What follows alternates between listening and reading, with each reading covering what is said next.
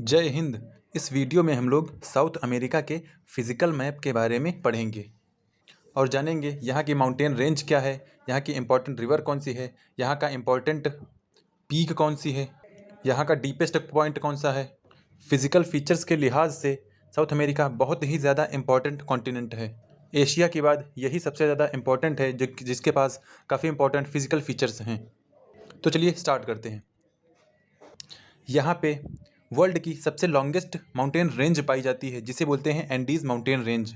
ये देखिए, आपको जो ब्राउन ब्राउन दिख रही है यही है कॉर्डिलेरा ऑफ एंडीज़, यानी माउंटेन रेंजेस की पूरी एक श्रृंखला सीरीज़ है और ये दुनिया की सबसे लंबी माउंटेन रेंज है।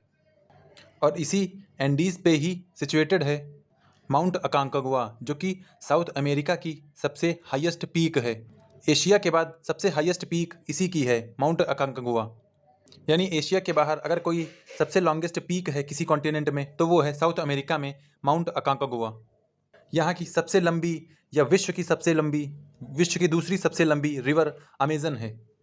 अमेजन का ओरिजिन इसी एंडीज से होता है और ये जाके अपना पूरा पानी नॉर्थ अटलांटिक ओशन में ड्रेन कर देती है। और यहीं पर अमेजन में ही अमेजन के फॉरेस्ट पाए जाते हैं जिसे अर्थ का लंग्स यानी धरती के फेफड़े भी कहा जाता है। और यहाँ पर ट्रॉपिकल रेन फॉरेस्ट यानी वर्षा वन पाए जाते हैं। वो बहुत ज़्यादा हेल्पफुल होते हैं वर्षा कराने में और बायोडाइवर्सिटीज़ के लिहाज से, क्योंकि ये अमेज़न के फॉरेस्ट बहुत ही ज़्यादा घने हैं और बहुत ही ज़्यादा वास्ट हैं। तो अमेज़न बहुत ज़्यादा इम्पॉर्टेंट है धरती के लिए। और यहाँ का सबसे डीपेस्ट, सबसे गहरा पॉइंट है वेल्डेस पेनिनसुला, जो कि सी लेवल से 40 मीटर नीचे है। और साउथ अमेरिका का सबसे बड़ा आइलैंड है टिएरा डेल फ्यूगो, आपको यहाँ पर दिख रहा होगा मैगलन स्ट्रेट के पास, और इधर ग्रैंडी बे के पास, ग्रैंडी की खाड़ी के पास आपको टिएरा डेल फ्यूगो दिख रहा होगा, जो कि साउथ अमेरिका का सबसे बड़ा आइलैंड यानी द्वीप है। सबसे लंबी रिवर के बारे में हम लोग बात कर ही चुके हैं यहाँ की अमेज़न के बारे में। ये नाइल या नील नदी के बाद दूसरी सबसे बड़ी दुनिया की रिवर है। और यहाँ की सबसे बड़ी लेक है लेक टिटिकाका, यानी टिटिकाका झील, जो कि बोलिविया और पेरू के बॉर्डर पे लोकेटेड है। और यहाँ पे कुछ इम्पोर्टेंट ग्रासलैंड यानी घास के मैदान पाए जाते हैं। वेनेजुएला में लानोज कहाँ पे हैं? वेनेजुएला। और सिल्वाज अपना पूरा ब्राज़ील में फैले हुए हैं। और तीसरे हैं पैम्पास, जो कि अर्जेंटीना में पाए जाते हैं। तो वर्ल्ड के मेन इम्पॉर्टेंट ग्रासलैंड यहाँ पे पाए जाते हैं, लानोज, सेल्वाज और पम्पाज। फिर साउथ अमेरिका में दो इम्पॉर्टेंट हाईलैंड पाए जाते हैं। एक तो है ब्राज़ीलियन हाईलैंड, जो कि ब्राज़ील में सिचुएटेड है, और दूसरा है गुयाना हाईलैंड, जो कि वेनेजुएला, ब्राज़ील और गुयाना में सिचुएटेड है। वेनेजुएला में लेक माराकाइबो भी बहुत ज़्यादा इम्पॉर्टेंट झील है। साउथ अमेरिका में सबसे आर्द्र, सबसे सूखी भूमि पाई जाती है। आपको चिली के बॉर्डर पे ये अटाकामा डेजर्ट दिख रहा होगा। ये दुनिया का सबसे सूखा स्थान है। यहाँ अटाकामा डेजर्ट पे कुछ प्लेस तो ऐसे हैं जहाँ पर अब तक रिकॉर्ड हिस्ट्री में कोई बारिश या कोई पानी नहीं देखा गया है। तो सबसे सूखा स्थान है दुनिया का अटाकामा डेजर्ट।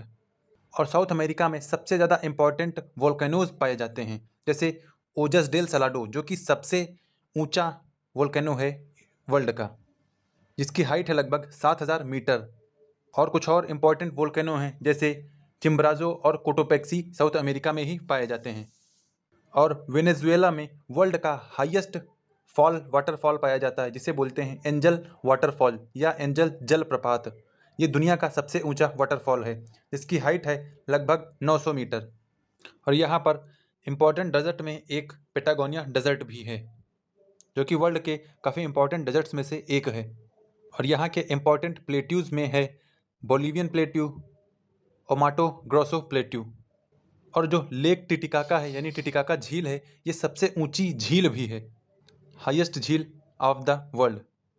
यहाँ पे कुछ एक दो इम्पोर्टेंट रिवर और हैं, जैसे रिवर ओरेनोको हो गई, ओरेनोको नदी, इधर ये पराग्वे नदी, इधर ये उरुग्वे नदी, इधर एक है पराना रिवर।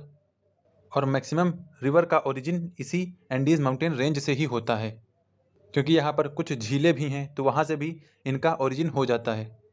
अब साउथ अमेरिका से अटैच्ड वाटर बॉडीज़ देख लेते हैं।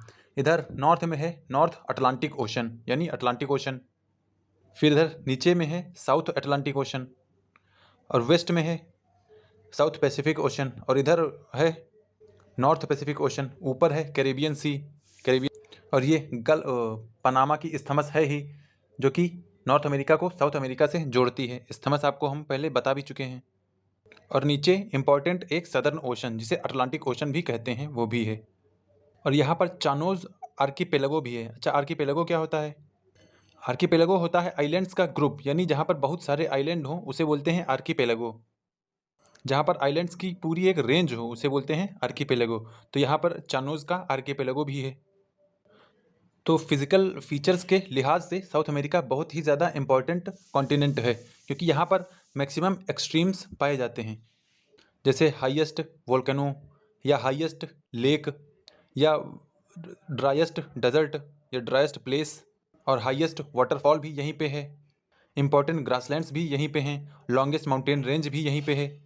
तो कुछ इंपॉर्टेंट एक्सट्रीमिटीज़ यहाँ पे पाई जाती हैं, इसलिए साउथ अमेरिका बहुत ही ज़्यादा इंपॉर्टेंट कॉन्टिनेंट बन जाता है फिजिकल फीचर्स के लिहाज से। तो इस वीडियो में इतना ही। नेक्स्ट वीडियो में हम लोग अफ्रीका के पॉलिटिकल और फिजिकल मैप को डिस्कस करेंगे। पढ़ते रहें और बढ़ते रहें। वीडियो देखने के लिए धन्यवाद।